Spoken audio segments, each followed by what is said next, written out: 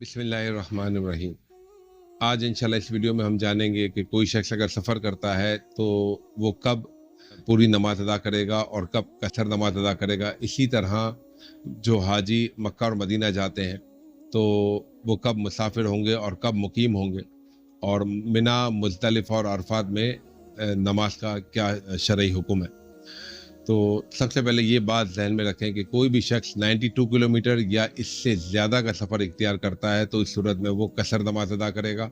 अगर 92 किलोमीटर से कम सफ़र करता है तो वो पूरी नमाज अदा करेगा। और दूसरी बात जो बहुत अहम है कि जब वो किसी मकाम पे जा रहा है तो वहाँ उसका कितने दिन रहने का इरादा है। 15 दिन या इससे ज़ायद का रहने का इरादा है तो फिर वो मुकीम है, और 15 दिन से कम अगर रहने का इरादा है तो फिर वो मुसाफिर। तो जब वो मुकीम हो जाएगा तो पूरी नमाज पढ़ेगा, और जब मुसाफिर होगा तो कसर नमाज अदा करेगा। तो अब हर शख्स अपना शेड्यूल देख ले कि वो मक्के में कितने दिन रह रहा है। 15 दिन या इससे ज़्यादा का क़याम है तो फिर वो पूरी नमाज अदा करेगा। 15 दिन से कम रहने का इरादा है तो फिर कसर नमाज अदा करेगा। इसी तरह मुज़दलिफ़ा और अरफ़ात के सिलसिले में भी जदीद फतवे पर अमल करते हैं कि ये मक्के ही के मोहल्ले हैं।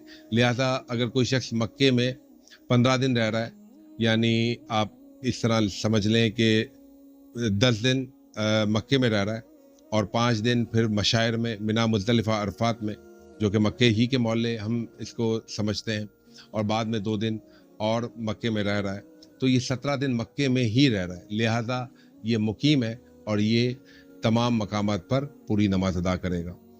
बाज़ उलमा दूसरे कौल पे फतवा देते हैं। वो कहते हैं कि जब आप मक्के से मिना, मुज़दलिफ़ा, अरफ़ात जाते हैं तो इन मकामात पर, मिना, मुज़दलिफ़ा, अरफ़ात में कसर नमाज अदा करेंगे। बहरहाल जो उन उलमा को फॉलो करते हैं वो उनके फतवे पर अमल कर सकते हैं, इसमें शरई तौर पर कोई ममानत नहीं है।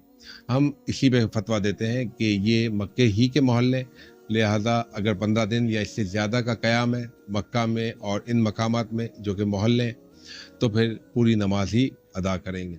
कसर के मुतालिक चंद दीगर मसाइल भी हम अर्ज़ कर देते हैं कि कसर के मामले में मर्द और औरत का एक ही हुक्म है। यानी जिस तरह 15 दिन और 15 दिन से ज़ायद का मसला है, ये मर्द और औरत दोनों के लिए है।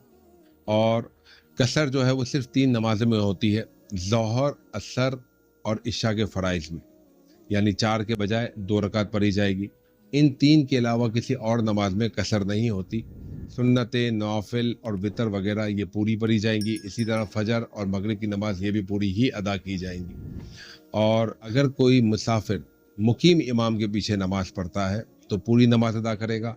मुसाफिर इमाम के पीछे पढ़ रहा है तो फिर कसर ही अदा करेगा।